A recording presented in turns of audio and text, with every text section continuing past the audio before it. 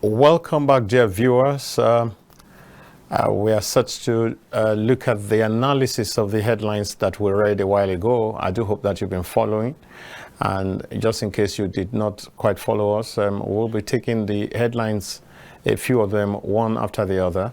And we'll have this conversation with my analyst, as well as you out there who wants to be a part of the conversation. And I try to read out a number before now, but let's do some work from here first before you join in on the conversation. So you can sit back, relax, have your tea or coffee or a soft drink or water, and enjoy this breakfast show. My guest on the show this morning is no less a person than Chukwunalu Eke, and is a great analyst, and you will see him at, show what he's got very shortly. But let me welcome him first. You're welcome. Thank you, Sam. Good to have you. Yes. All right. So, I don't know whether you've taken a look at the headlines before now. Yes, I've done. All right. So let's start with ASU suddenly calling off the strike, the warning strike that was supposed to last for 2 weeks. They've done just about 3 or 4 days, and then they are calling it off. It must be that something. What do you think's behind this? Well, to me, INEC, I said INEC. ASU. Yeah. ASU, what ASU did is to shortchange the student.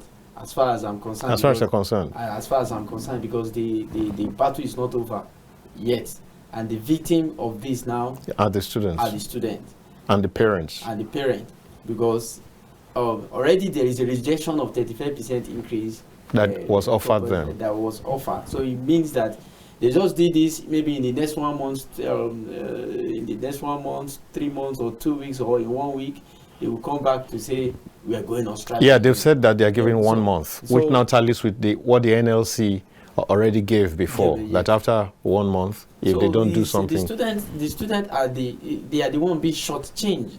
So you would have preferred that they take this to a logical conclusion. Let them take it to a logical conclusion, and we know that the battle is over, and then we move on, because the education what we are having in Nigeria today is that we are behind when it comes to in terms of education. Why do you think that many people are leaving the shore of Nigeria to outside worlds to get better education? Among the political office holders today in Nigeria, who among them that will have their child or their ward or their son, daughter be in Nigerian university? And if they are in Nigerian university, we see that majority of them are in private universities that don't have this kind of thing. So even among the lecturers that are fighting for this, among the ASU members, some of their children are not in Nigerian universities. Yeah, but public universities. Public universities, and so as long as what they planned to do, they couldn't achieve that. As far as I'm concerned, it's failure. Let them have logical conclusion on this. We know even if it's going to take 1 month, 2 months, 3 months, and but some people will argue that this also is helpful in that they have quickly cut short whatever is the wastage of time that students are experiencing by just limiting it to just these 3 or 4 days and then resuming, so that lectures can continue rather than just keep the students there. But you have also made the point, there's a likelihood that we're going to return to this same action. Yeah, but I am certain that in the next 3 months don't be certain. I'm certain that in the next 3 months they will not conclude the issue. Wow, that's negative. Yes, because it's not about being negative. It's just about the way we've been talking about how things are about ASU. We are talking of ASU today. Same issue. We are talking of agreement 2009. A child born 2009 will be writing WAEC either this year or written WAEC last year, meaning that a child born 2009 will either be looking for admission right now to be part of this same ASU problem. So for 2009 till date, we are looking at 16 years ago issue that have not been resolved. I think that in the next 2 months, 3 months, they will solve that. And looking from the Ministers of Education's public statement, obviously, with what I'm saying, this issue will not be solved. So the student is at the, they'll be shortchanged in the whole thing. Maybe we don't have sufficient information, but I was taken aback with the sudden suspension of the strike. So, but on the other hand, I felt maybe something concrete maybe had been achieved, and that's why because you see, like you're saying, if we have to come back to this again in another 2 weeks or in another 1 month, I mean, it makes a whole mess of the entire thing. I don't know. This is sad. And like my analyst said, it's unfortunate that a matter that started since 2009, since the Yaradua regime, is even beyond 2009. What ASU is demanding for is beyond 2009, but I think they only came about with an agreement in that 2009. I could remember during Obasanjo's regime, there was a particular time that ASU was on strike for 9 months. During Obasanjo's regime? During Obasanjo's regime. Same thing during the Abacha regime, which led to the setting up of TED Fund and all that. All that. Yeah. So I think 10 months under yes, under Abacha's regime. So it has been same issue, same problem, and for the past 24 years ago, someone that was born during Abacha's time are getting married these days. Yeah. And their children by now either in nursery 1, primary 1, or whatever, depending on how the life is soft for them. Let me use the street word. Street you understand? Yeah. So you can imagine them going through that problem, or their parents went through that problem. They went through it, and they are probably their own children will still go through same ASU strike issue. Mind you, most of the lecturers that are ASU members today were also a victim of ASU's strike 2024 in their own time. You understand? So it's a problem as far as I am concerned. I think our policy makers, those who are implementing those policies, they should just come up with the best solution. Now, in resolving this, do you think that we need to urge the parties to this dispute to please accept to do give and take, rather than people sticking to their positions, sticking to their guns? Do you think that a little shifting, a little give, a little take could bring solution to this? Or do you think people should just stay where they are until... do you think that ASU are not shifting? Well, that's the issue. ASU has been... Because now, we just read, for example, that government is offering a 35% increase in salary, which they have rejected. Does that amount to shifting? What will the 34% increase do to them? As we are talking about intellectuals, people that is going to impart knowledge. Will they be asking for 100%? We're going by what is going on in this country. If you give them 300%, it's not bad. 300%? Yeah, it's not bad, because these are the people that... Have you seen a lecturer that is honest doing his job lately? If you see one in public school, even in private school, sometimes I will hear some of the ridiculous amount being paid to these people, even in private schools. So I think the policy makers, they should come up with strategy. Something concrete that we say, if you are a lecturer, this XYZ is your rate. This is what you earn. Then talking about library or other things they are talking about, let them have concrete ways, strategies of putting them in place. Not that you do Maradona with them, then they will go back, then maybe a year after, then or a new government comes in or new minister comes in, the way. And mind you, this same 2009, I believe Alausa was holding one position in Lagos during Obasanjo's time, and I want to believe that they will be, or privately, they will be talking that what government is doing to ASU members and blah blah blah. But now they have the opportunity to correct some of these things. Maybe they are not looking at government. Well, like you and I know, it's the person sitting in the spectator seat that plays better football than the person on the pitch many times. It's unfortunate, but that's the reality. You see, because you tend to see all the flaws, you tend to see, but the person who has to make quick decisions right on the spot may not have that time. And exactly. what you're saying is different from what you are saying. Because in this same country, somebody did say that any serious government should be able to fix power within 6 months, but as fate would have it, that same power was thrust into his responsibility, and we do not know whether 6 months has elapsed since then. Well, so I think that we can go to some other topic. Okay. Let's take a look at Wike site. We're not lawyers, but let's just take a look, superficial. Wike citing Kanu is citing Wike and some other people as witnesses, citing Danjuma, citing Sanwo-Olu, citing and so on and so forth. Well, regarding the Nnamdi Kanu's case in court, like we know is in court, and we have limits to what we can say about that.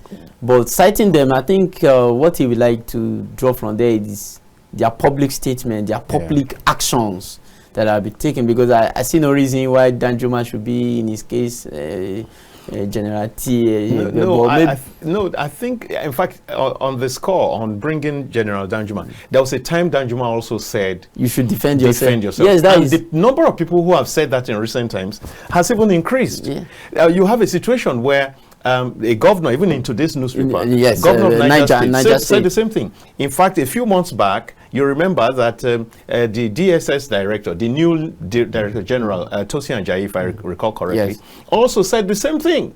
It's a viral video.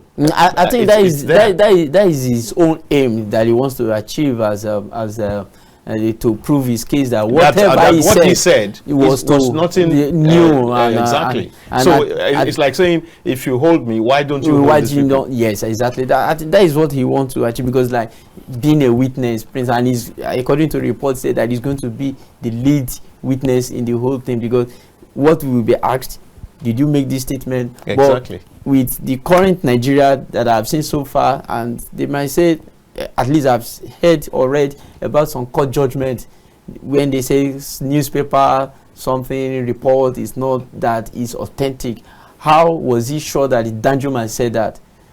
It's another case to prove again. The onus of proof will not be on whoever is the witness. You will not need to say that I didn't say that. Yeah, I didn't. So, but you can't just say that without proving also that you did actually not say that, because if there was a video, you can't. What if the video is computer generated?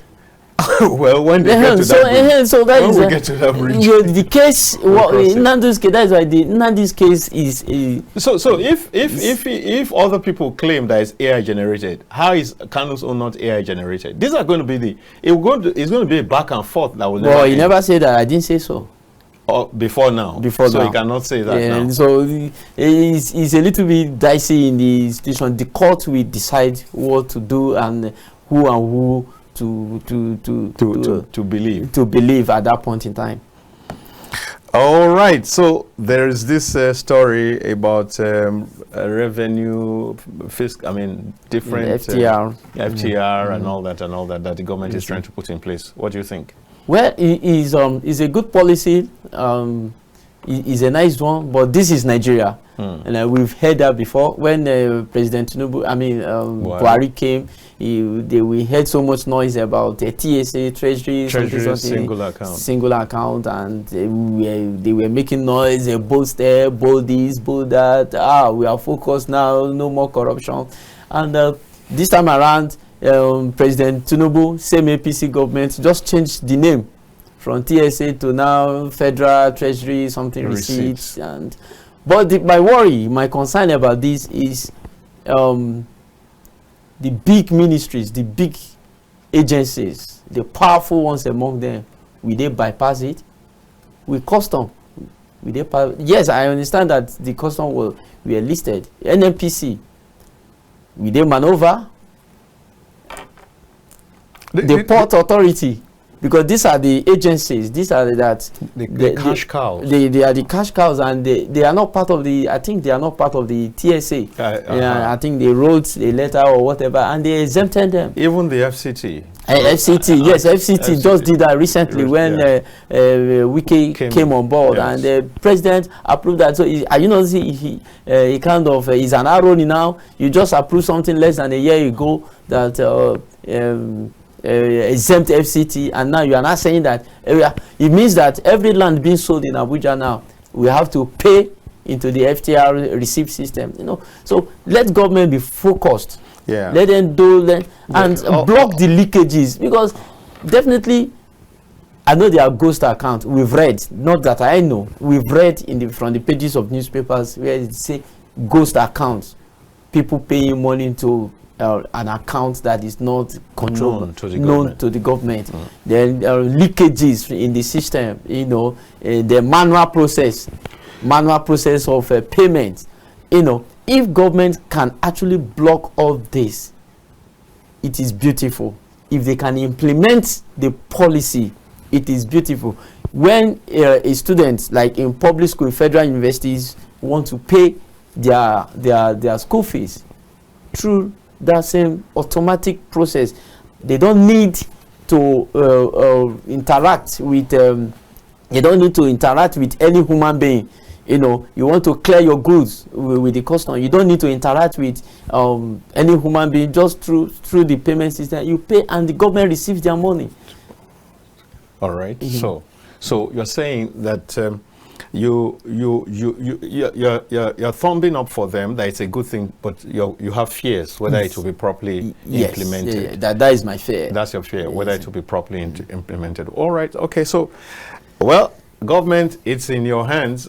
You are the one. You have the knife. You have the yam. Yeah. We do hope that the right thing is done. If indeed this is in the interest of all Nigerians, then it should be executed to the letter. And let's see for once whether some difference will come in the administration and management of our resources, of our tax system, of our revenue system. We do hope that for once it will not be just talk, empty, hot air. All right, so there is the issue of insecurity with southwest and north central states, Kogi and Ondo, governors saying to their citizens that they should not be troubled by the ISWAP threat. What do you think? It shows that terrorism is no more northeast problem. It means that this thing is moving towards southward, and is a concern. Yes, we have pocket of one or two violence in the south, but the issue of terrorism, imagine Aswa moving towards Ondo and Kogi state, and you know that Ondo state serve like entry point to the south in southwest, and Kogi is still in the north central, but it's also a gateway to major to south and southeast, entering Ondo, entering southeast Enugu, then don't forget Ekiti, or I think or yes side, and kind of a thing. So the leakage, I believe, is intentional from the security agencies, just to feel the pulse of the people, how they are going to react. They have the information. This is a classified document. Nobody will take it to the media without understanding from the security agency. That is the threat, right? Yes, the threat. Because it's a memo from the DSS and it was leaked to the media. Who dare leak DSS memo to the media? By now they would have been, arrested so many people. So I believe that it was intentional, just to feed the pulse of the people, to make people to get. But what you should have done is advisory. Don't move so times, and so it will make. But I don't like what Ondo State did through their commissioner of information.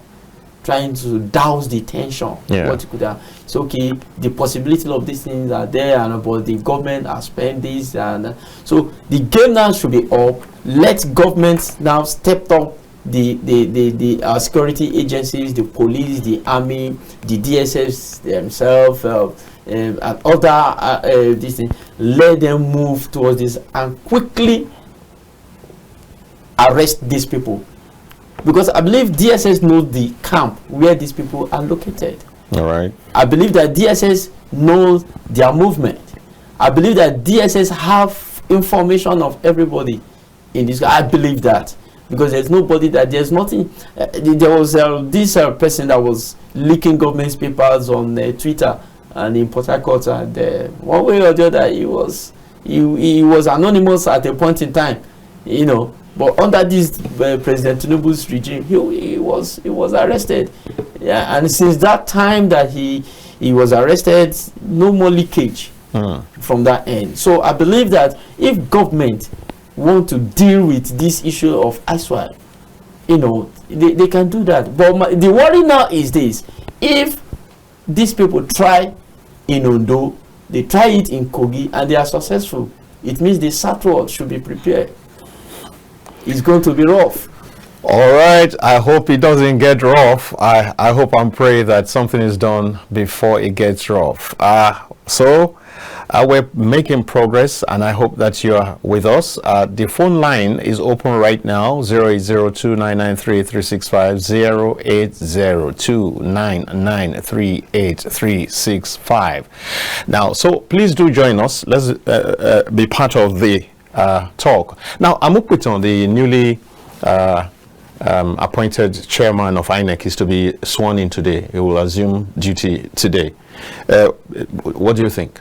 Well, firstly, I will say congratulations. But as Nigeria, I will encourage him to be impartial as a referee, as the head.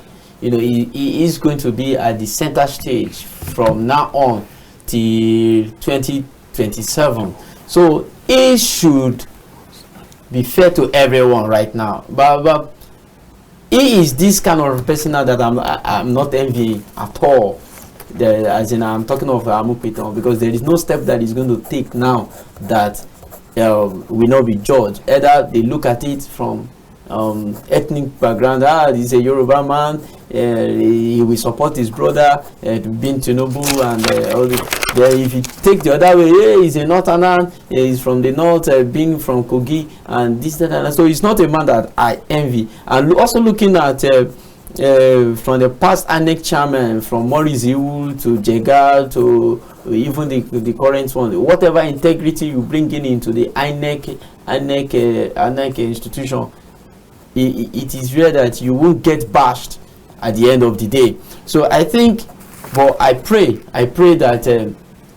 that he will be fair to everyone. I pray that he will stand on the truth. And what I will encourage him today, they've used this medium to encourage him, is that when they are declaring results, it should be true representation of what people did in various wards, in local government, in states.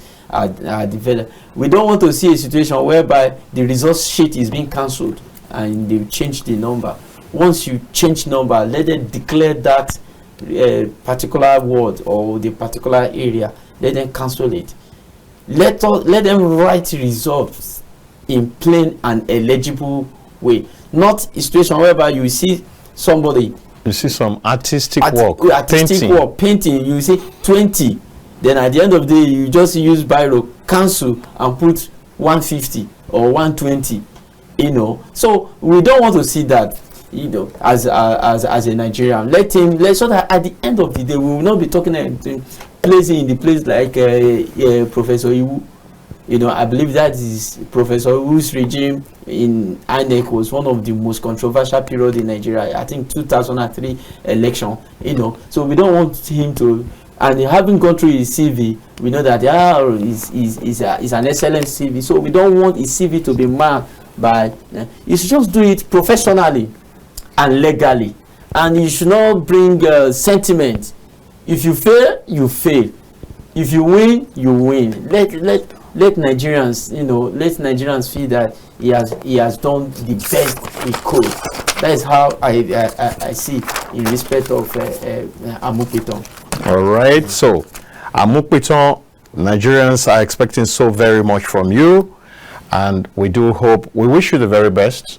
I also join millions of Nigerians to wish you very best as you set out on the journey of being the umpire of our political space from today. We do hope that there will be a difference between yesterday and today and tomorrow. That's all that we can do, and please make a difference. Yeah, please. That's what Nigerians are saying. We'll take a short break, very short one, and then when we get back, I expect that you will want to call in, and then we'll take one or two more headlines and wrap it up very shortly. Welcome back to the press. Like I say, this is the last lap, and we're inviting you to be a part of this last lap. We've taken 2 or 3 topics, and we'll take 1 or 2 more, and thereafter, that will be it for the morning. But just before we go, we also want you to be a part of it, and the phone line is open right now. It's 08029938365. Please do call in. We're waiting to receive your call, and so that we can enjoy your wisdom. So, which one do you think you want to take again? Which one catches your fancy amongst the topics there, the headlines?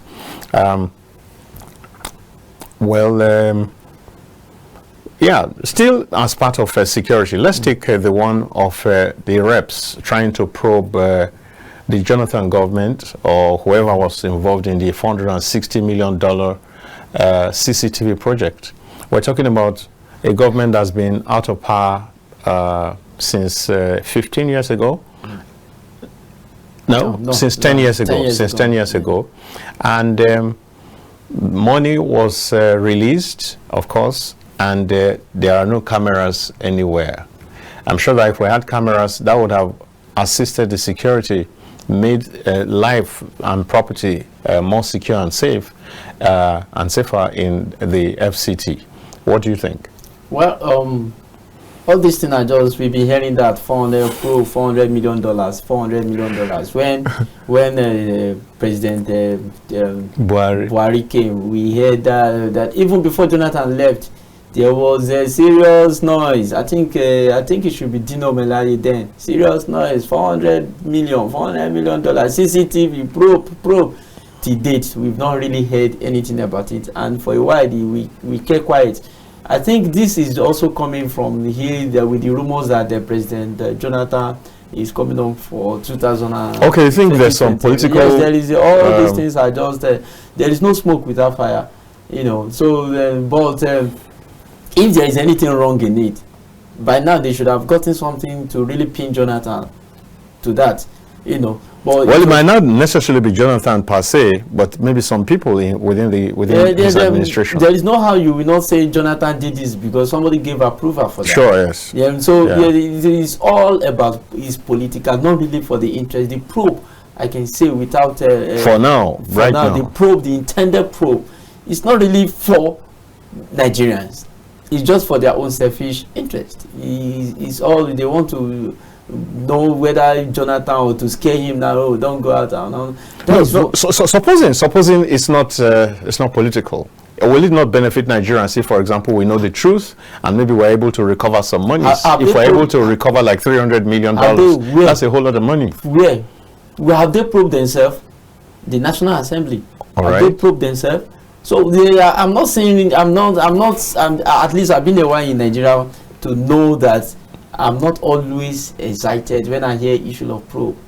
When Obasanjo came in, we heard abandoned property. We are going to probe. They raise committees, do this, big. At the end of the day, white paper. then another committee to review the white paper, another committee to do. So we'll be hearing of probes. You know, all this why I'm not excited about until I see something concrete.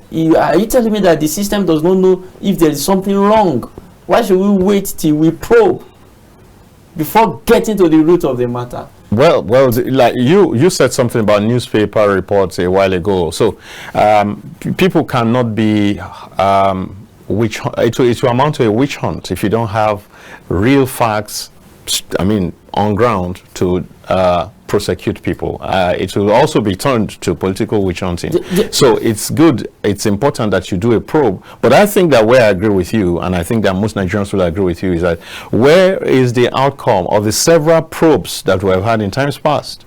It's like the reports are gathering dust somewhere, and it's never ever executed. Do we even have archive of where these reports are? Do we know where they are? Do we know where they are? Do we have like let me use the word library of where they keep some of these reports? Like, okay, maybe as a research student, I can go in to check for the. We don't have. Nobody talked there before. You know, it will be swept under the carpet.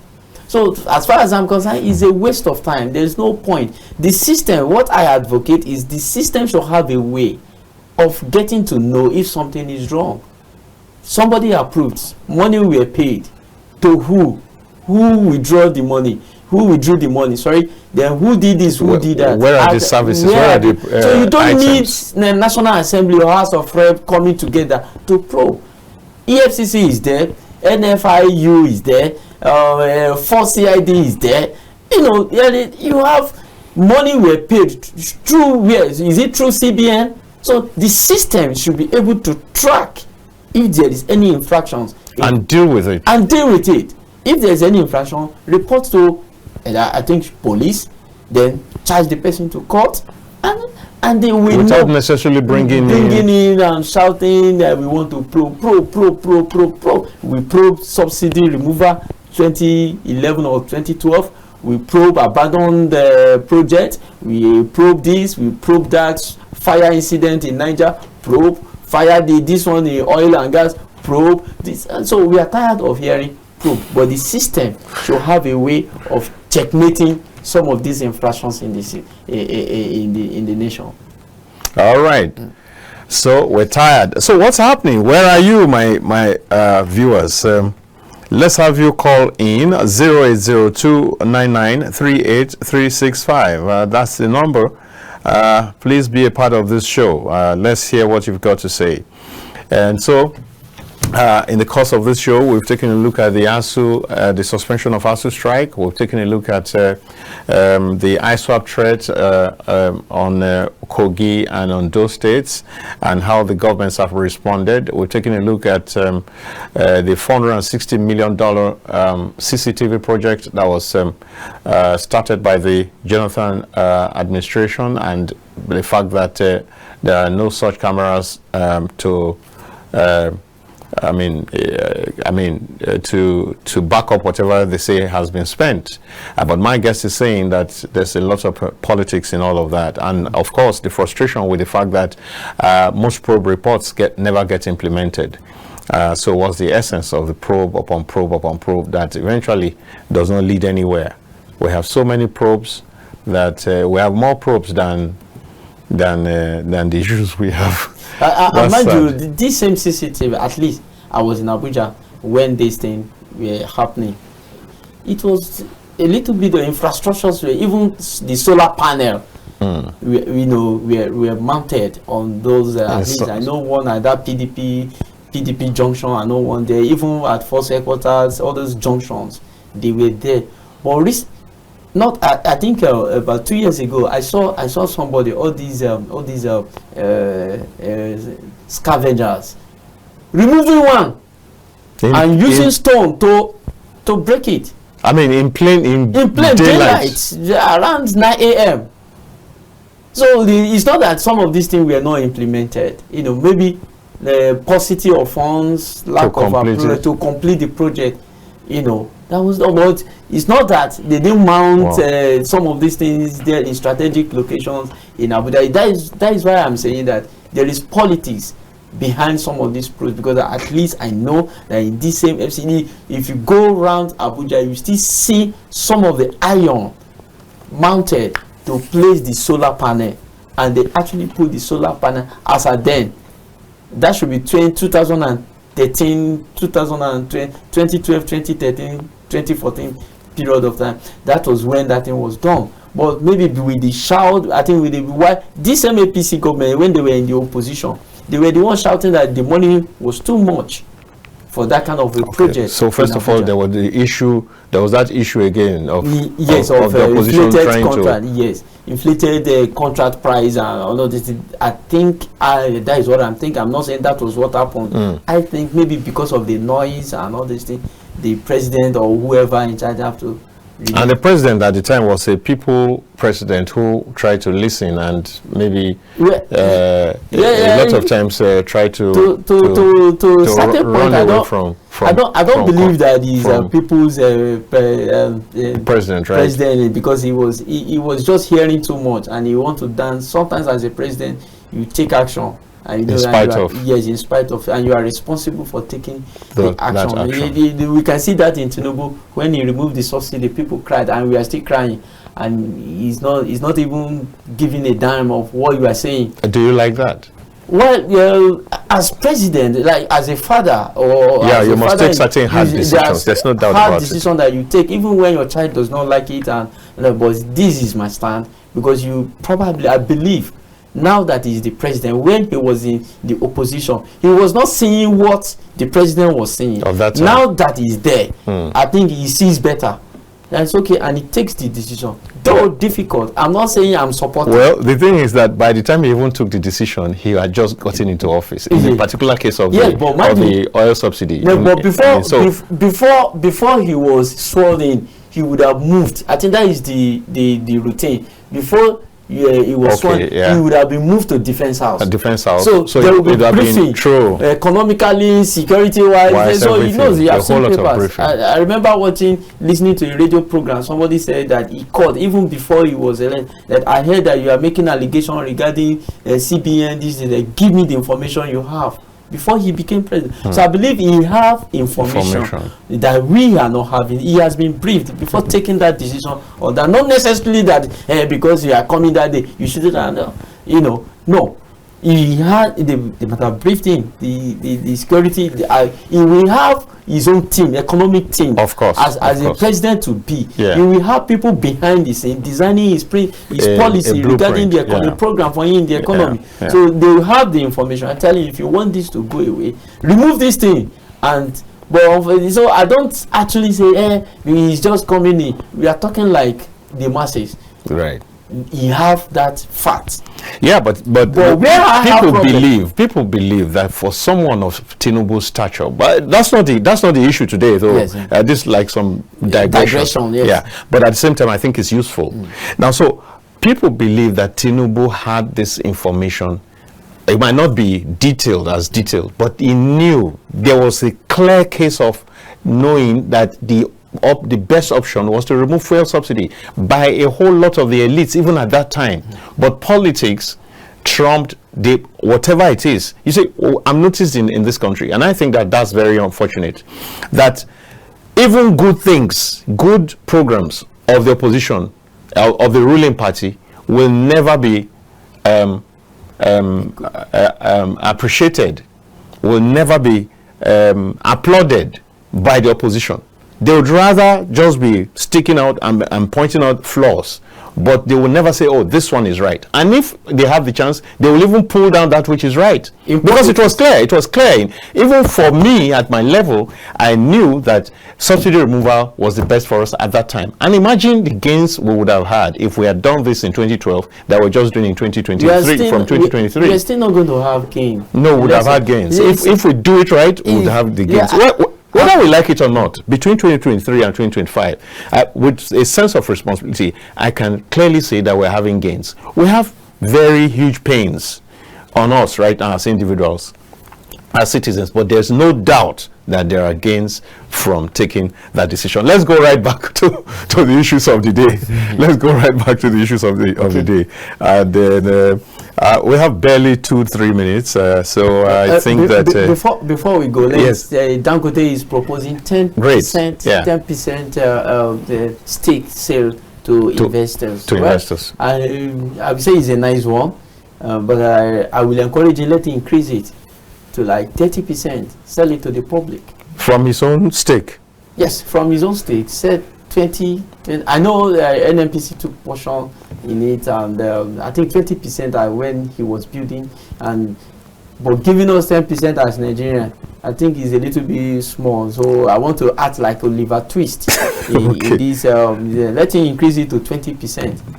20%, NNPC 20%, then Dangote and his group maintain 60%. I think that would be nice for Nigerians, so that listed publicly, and we know we have a part, and we are part of owner. Why will you guys not go and repair your own public refineries? Public refineries. We should repair, or we should build another one. Or build. Build. Okay, so build. Whenever you talk, whenever they say, let us repair our refinery, you are wasting your time, you are wasting your money. Very good, so build. If an individual can build that, why will government not be able to build? In actual fact, why don't you sell off what you have entirely now and use it to build one? With my layman understanding, that refinery was built when Buhari was minister or commissioner at federal level of petroleum. That was 77, 78 or 79 kind of problem. Yes. Can you still drive a car of 1970 something today? Yeah, because you are not going to get the part whenever it breaks down. First of all, then it was iron. It's not like rubber that they are using to build the body now. So I believe some of the parts they use in building that are no longer obsolete. Yeah. So since 98, that I mean 99, that that we got democracy, this present republic, we've been doing turnaround maintenance on refinery. That has refused to turn around. It's only under this APC we heard that money they started refining where there were controversy whether it's naphthalene or whatever, and so definitely those refinery, Warri, Port Harcourt, they are obsolete. So let them just remove it. Like I always say, they should sell it to Babambola, scrap to Babambola, to scavengers. Then let them build another refinery. So that within 2 years we can achieve that. If it was done in Niger in 2 years, in 24 months, the Chinese 150 barrel per day, we can also do that. I think Port Harcourt refinery is 150, and Warri is, I'm not sure, but with that range, yes, around 150 Warri. If it was 150 was done in Niger by Chinese, so we can also do that in 24 months. Tinubu should do that for us. All right, so let's build a new refinery. And this is a challenge to the Tinubu coming from my guest this morning. It's been a wonderful time having Chukwunalu Eke on the show. Thank you so very much. Thank you so much. I hope that we can count on you some other time. Sure. Thank you. Now, I also want to say thank you to you, the dear viewer. You came through with us, and you've been with us with the weather predictions and then the press and all that. Thank you for staying tuned to Kaftan TV. We appreciate your devotion, your dedication, your commitment. Please do join me again during Polity at 2, and that will last for 90 minutes to 3:30 again. We'll be talking about trending topics, and you'll be glad that you're a part of it. I can't forget to say thank you to my production team, wonderful team, Eukarya, thank you, and every other person, Bamileri, whoever is there. Just know that you're covered by this. Paul, is he? Yeah? Thank you so very much. And it's bye from me, Dayo Omogun.